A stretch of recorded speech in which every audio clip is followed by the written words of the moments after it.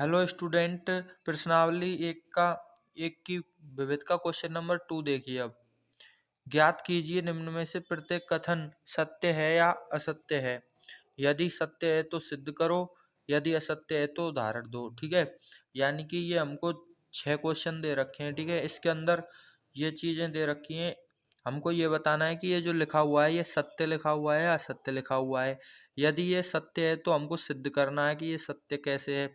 यदि यह असत्य है तो हमको उदाहरण देना है कि यह असत्य कैसे, उदाहरण के द्वारा समझाना है। ठीक है, तो इसका फर्स्ट देखते हैं। सबसे पहले, यदि x बिलोंग्स टू a तथा a बिलोंग्स टू b तो x बिलोंग्स टू b।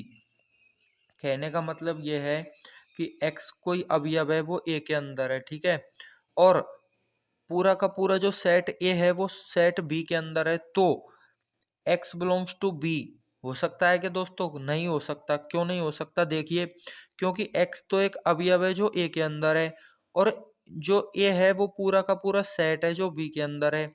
तो जो यहाँ पे b है ना, b वो सेटों का भी सेट है, जबकि x एक अवयव है। तो b के अंदर तो सारे के सारे सेट ही आएंगे, क्योंकि a बिलोंग्स टू b है। तो उसके अंदर अवयव कैसे आ सकता है? नहीं आ सकता। इसलिए क्या हो जाएगा? असत्य हो जाएगा।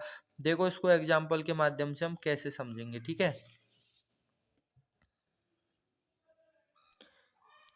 फर्स्ट, ये सेकंड का फर्स्ट है, इसको एक बार फिर से लिख देते हैं हम, ताकि आप लोगों को समझ में आ जाए। ठीक है, देखिए यहाँ पे लिखा हुआ है x belongs to a comma a belongs to b, this implies x belongs to b। कहने का मतलब है कि एक अवयव x है वो a के अंदर है, और जो पूरा का पूरा सेट a है वो b के अंदर है। तो जो अवयव होगा वो b के अंदर होगा, ये हमको बताना है। तो ये हालांकि ये असत्य है, तो हम इसको कैसे उदाहरण के माध्यम से सिद्ध करेंगे? देखो, मान लीजिए हमने एक सेट ले लिया a is equal to a comma B. ठीक है, और हमने यहाँ पे कोई सेट ले लिया बी हम सेट ले रहे हैं दोस्तों, सेटों का भी सेट ले रहे हैं, क्योंकि बी के अंदर सेट है, ये कैपिटल लेटर सेट को रिप्रेजेंट कर रहा है। ठीक है, तो बी है वो सेटों का भी सेट है, यानी कि बी के अंदर सारे के सारे सेट हैं। ठीक है, तो इसके अंदर हम ले लेते हैं ए कॉमा बी ले लेते हैं। ठीक है, और कुछ भी ले लेते हैं, 0 ले लेते हैं, 5 ले लेते हैं। ठीक है, एलिमेंट भी हो सकते हैं। नॉर्मली हमको तो सेट ही पढ़ना है, लेकिन हम एलिमेंट्स और सेट कुछ भी ले सकते हैं। ठीक है, अब देखो यहाँ पे हमसे बोल रहा है कि इसका मतलब ये है कि जो x है ना वो भी b के अंदर होगा। अब देखो यहाँ पे ध्यान दो, x की जगह पे हम ले रहे हैं a दोस्तों। ठीक है, तो a बिलोंग्स टू a है, यानी कि x की जगह पे हमने a लिया, तो a बिलोंग्स टू a हुआ कि नहीं हुआ? a बिलोंग्स टू a, यानी कि पहली जो कंडीशन है वो सही है। ठीक है, उसके बाद a बिलोंग्स टू b, तो ये जो पूरा का पूरा सेट a है वो b के अंदर है कि नहीं है? तो देखो यहाँ से लेके यहाँ तक जो पूरा सेट है a वो भी b के अंदर है, लेकिन दोस्तों जो x है ना, a है, वो b के अंदर नहीं है। कहीं पे a है क्या? नहीं है। ये पूरा सेट है, ये a नहीं है। अलग से a होता ना ऐसे, तब माना जाता। ठीक है, तो पूरा का पूरा सेट है, यानी कि फर्स्ट कंडीशन सही है, और दूसरी जो सेट है a वो भी b के अंदर है, ये पूरा का पूरा सेट b के अंदर है, यानी दूसरी कंडीशन भी सही है। ठीक है, लेकिन जो थर्ड कंडीशन है ना, x बिलोंग्स टू b, वो यहाँ पे फेल हो गई, यानी कि ये असत्य कथन हो गया। यानी कि जो ए है ना वो बी के अंदर नहीं है, यानी कि ए के अंदर तो है, ए बी के अंदर नहीं है, यानी ये जो कथन है वो क्या हो गया? असत्य हो गया। ठीक है, नेक्स्ट देखो दोस्तों, दूसरा जो क्वेश्चन है दूसरे का, यदि ए इज सबसेट ऑफ बी तथा B is subset of C तो ए बिलोंग्स टू सी। अब यहाँ पे देखो दोस्तों क्या बोल रहा है ये, फिर से सेकंड,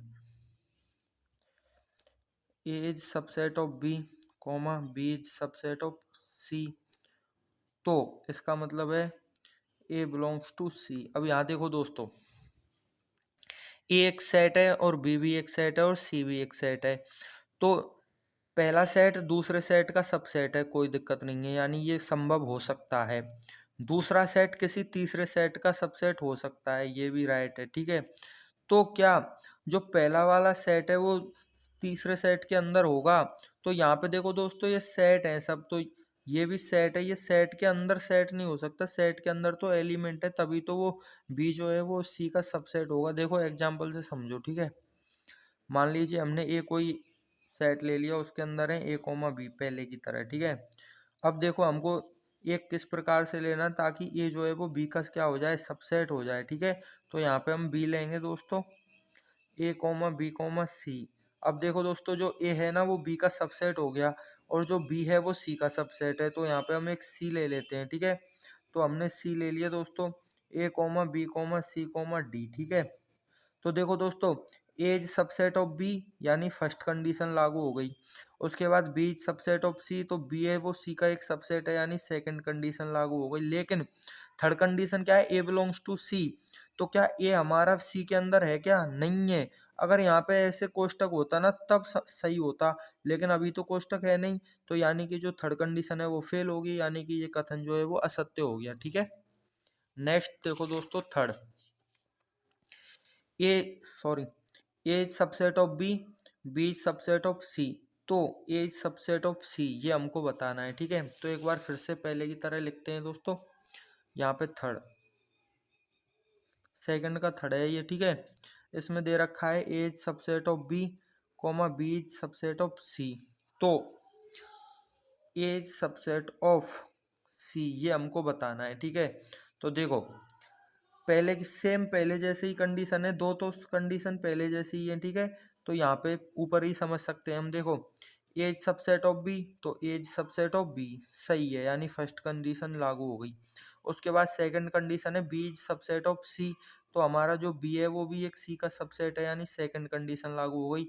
तो फिर वो बोल रहा है कि एज सबसेट ऑफ सी, तो फिर वो बोल रहा है कि ए भी क्या है, सी का सबसेट होगा। तो क्या ए है वो सी का सबसेट है, ए और बी, ए और बी यानी हाँ ए जो है वो सी का सबसेट है यानी थर्ड कंडीशन भी लागू हो गई, यानी कि ये जो क्या है ये सत्य कथन है। ठीक है, ये तो एग्जाम्पल के माध्यम से हो गया, लेकिन वहां पे बोल रहा है क्वेश्चन में वो हमसे यदि सत्य है तो सिद्ध करना है हमको, वो ऐसे एग्जाम्पल नहीं देना। ठीक है, तो देखो इसको कैसे सिद्ध करेंगे, हम यहाँ पे सिद्ध करते हैं। ठीक है, ये बोल रहा है A subset of B comma B subset of C, this implies A subset of C, ये हमको सिद्ध करना है। ठीक है, तो मान लीजिए x बिलोंग्स टू ए, अब x बिलोंग्स टू ए और ए क्या है, b का सबसेट है, this implies x belongs to b, क्योंकि ए जो है वो b का सबसेट आता है, x ए का प्रत्येक अवयव b में भी विद्यमान है। ठीक है, और जो b है वो c का सबसेट है, this implies x belongs to c। ठीक है दोस्तों, ए सबसेट बी यानी कि x बिलोंग्स टू ए है तो x बिलोंग्स टू बी भी होगा। अब बी सबसेट ऑफ सी यानी x बिलोंग्स टू बी है तो x बिलोंग्स टू सी भी होगा। ये हमसे बोल रहा है कि ए सबसेट ऑफ सी, तो यहाँ पे इन दोनों को एक साथ लिखेंगे दोस्तों, तो क्या हो जाएगा, x belongs to A, this implies x belongs to C, यानी x अगर a में है तो x c में भी होगा। इसका मतलब होता है दोस्तों ए सबसेट ऑफ सी, यानी फर्स्ट कंडीशन और सेकंड कंडीशन हम लोगों को माननी होती है, थर्ड कंडीशन हमको लेके आनी होती है, तो हम लेके आ गए, यानी जो ये चीज दे रखी है वो क्या है, सिद्ध है, इति सिद्धम। ठीक है दोस्तों, नेक्स्ट देखते हैं fourth, A is not subset of B, B is not subset of C, तो A is subset of C, ये हमको बताना है। ठीक है, ये सत्य है या असत्य है, तो देखो यहाँ पे फिर से हम लिख लेते हैं ताकि आप लोगों को अच्छे से समझ में आए। ठीक है, देखो क्या दे रखा है, उसने दे रखा है A's sorry A's not subset of B comma B is not subset of, subset है दोस्तों ये। ठीक है, B is not subset of C, this implies A's subset of C. ठीक है दोस्तों, तो देखो वो हमसे ये कह रहा है कि ए बी का सबसेट नहीं है और बी सी का सबसेट नहीं है, तो ये जो है वो क्या होगा, सी का सबसेट होगा, ये हमको बताना है। ठीक है दोस्तों, तो यहाँ पे आप लोग ध्यान दोगे, चलो ए बी का सबसेट नहीं है मान लिया हमने, और जो बी है वो भी क्या है, सी का सबसेट नहीं है, तो ए का सी के साथ क्या रिलेशन है, जब ये दोनों सबसेट ही नहीं है तो यहाँ पे ए का सी के साथ रिलेशन है कि वो एक सबसेट भी हो भी सकता है और नहीं भी हो सकता, कोई फिक्स नहीं है। ठीक है, अब यहाँ पे हम देखो दोस्तों, अगर ये सत्य करेंगे हम इसको, तो सत्य का मतलब है कि ये हर कंडीशन में सही होना चाहिए, लेकिन ये हो भी सकता है और नहीं भी हो सकता, तो नहीं भी हो सकता की कंडीशन में दोस्तों ये असत्य हो जाएगा। असत्य तो अगर 1% भी असत्य है तो उसको हम पूरा का पूरा असत्य मानेंगे, लेकिन 100% अगर वो सत्य है तभी उसको सत्य माना जाएगा। ठीक है, तो यानी कि हमको ये असत्य लिखना है क्योंकि इसमें कहीं ना कहीं हो भी सकता है और नहीं भी हो सकता। ठीक है दोस्तों, एग्जाम्पल से समझेंगे। अब देखो वही हमने ए ले लिया है दोस्तों यहाँ पे, ए कॉमा बी। ठीक है, और बी ले लिया है दोस्तों। बी इस प्रकार से लेना है कि A is not subset of B, तो बी ले लेते हैं हम दोस्तों, बी कॉमा सी। तो देखो आप, ए जो है वो बी के अंदर नहीं है, यानी A is not subset of C, sorry A is not subset of B. तो इसका जो फर्स्ट जो कंडीशन है वो लागू हो गई। उसके बाद second condition, B is not subset of C, तो यहाँ पे हम एक सी ले लेते हैं, ठीक है दोस्तों। तो यहाँ पे हम सी इस प्रकार लेंगे, सी कॉमा डी, ठीक है दोस्तों। तो जो बी है वो सी का सबसेट है क्या, नहीं है, तो सेकंड कंडीशन भी लागू हो गई, यानी फर्स्ट कंडीशन और सेकंड कंडीशन तो यहाँ तक लागू हो गई। अब हमको थर्ड कंडीशन बतानी है कि ये लागू हो रही है कि नहीं हो रही। तो देखो दोस्तों, ए सबसेट ऑफ सी, तो क्या ए सी का सबसेट है क्या, देखो ए और बी, सी और डी, तो ए जो है वो सी का सबसेट नहीं है, यानी ये जो कथन है वो असत्य हो गया। लेकिन दोस्तों अगर हम यहाँ पे ऐसे लेते, देखो सी जो है वो हमारा ऐसे होता है, ए कॉमा बी कॉमा डी होता है, ठीक है दोस्तों। तो जो देखो बी है वो सी का सबसेट नहीं है, लेकिन जो ए है वो सी का सबसेट है। तो यहाँ पे इस कंडीशन में ना दोस्तों ये सत्य हो जाता, लेकिन हमको 100% सत्य होना चाहिए, यानी हर कंडीशन में सत्य होना चाहिए। तो यहाँ पे जो है ना वो सत्य हो भी सकता है और नहीं भी हो सकता वाली कंडीशन आ गई, तो हम इसको असत्य ही लेके चलेंगे, ठीक है दोस्तों। 100% सत्य होगा तभी उसको सत्य मानना है, यानी हर कंडीशन में सत्य होना चाहिए वो। तो यहाँ पे कुछ कंडीशन में सत्य है, कुछ में नहीं है, तो इसको हम असत्य मानेंगे, ठीक है। तो ये तीनों एग्जाम्पल हम यहाँ पे लिख सकते हैं। अगला देखो दोस्तों, फिफ्थ नंबर ये रहा। फिफ्थ नंबर में क्या है ये देखो, एक्स बिलोंग्स टू ए और A is not subset of B, तो एक्स बिलोंग्स टू बी, ये हमको बताना है। इसको एक बार फिर से हम लिख लेते हैं, ठीक है। तो देखो दोस्तों यहाँ पे लिखते हैं फिफ्थ जो कंडीशन है वो, ठीक है। X belongs to A comma A is not subset of B, this implies, तो का मतलब होता है दोस्तों ये, यानी तो का मतलब है कि ये दोनों अगर सत्य हैं तो ये भी होगा ही होगा, ये तो का मतलब होता है, ठीक है। Belongs to B. अब देखो यहाँ पे दो कंडीशन हमको लेके चलनी है, थर्ड बतानी है कि सत्य है या असत्य है, ठीक है। तो यहाँ पे देखो एक्स बिलोंग्स टू ए, हम एक सेट लेते हैं, ठीक है। तो मान लिया यहाँ पे A is equal to x comma y, ठीक है। तो इससे हो जाएगा कि एक्स बिलोंग्स टू ए है, तो एक्स बिलोंग्स टू ए हो गया, ठीक है। उसके बाद बोल रहा है कि A is not subset of B, तो यहाँ पे हम एक सेट लेते हैं बी इस प्रकार कि A is not subset of B, ठीक है। तो देखो दोस्तों एक्स कोमा जेड कोमा डब्ल्यू ये हमने ले लिया, दिस इम्प्लाइज क्या, ये इम्प्लाइज क्या कर रहा है कि एक्स बिलोंग्स टू ए, तो एक्स बिलोंग्स टू ए है और A is not subset of B, A is not subset of B. तो यहाँ पे आप लोग देखोगे कि x बिलोंग्स टू बी भी है दोस्तों, जो हमारा x है वो b के अंदर है या नहीं है।